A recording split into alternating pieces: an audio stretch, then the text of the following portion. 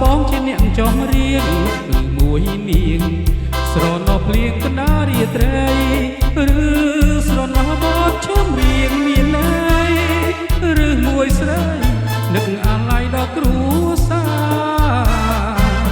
ឈប់យំទៅឲ្យបងច្រៀងឲ្យបងច្រៀងបងពេលនាងជាម្ចាស់ចិន្តាឈប់យំទៅឲ្យបងច្រៀងឲ្យបងច្រៀងបងពេលនាងជាម្ចាស់ចិន្តាស្នេហ៍បងស្មោះលូត្រាអង្គសង្ខារគុំសោកតាថារៀមរាដងដៃ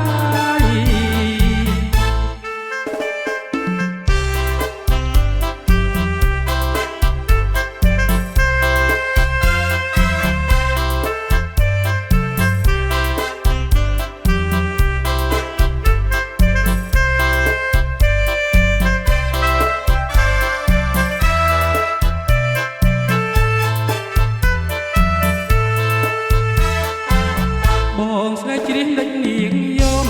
ដេចស្រីយំខាងនឹងខ្ញុំឬខាងអ្នកណាបងស្រីច្រៀងដេចនាងយំដេចស្រីយំ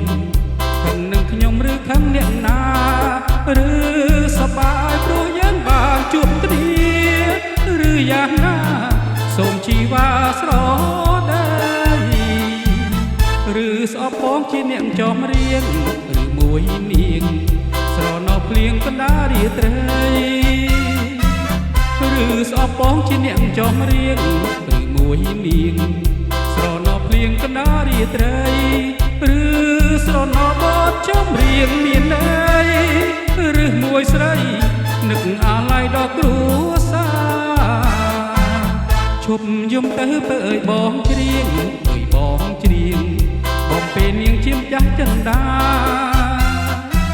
ឈប់យំទៅឲ្យបងច្រៀងឲ្យបងច្រៀងបងពេលនាងជាម្ចាស់ចិន្តា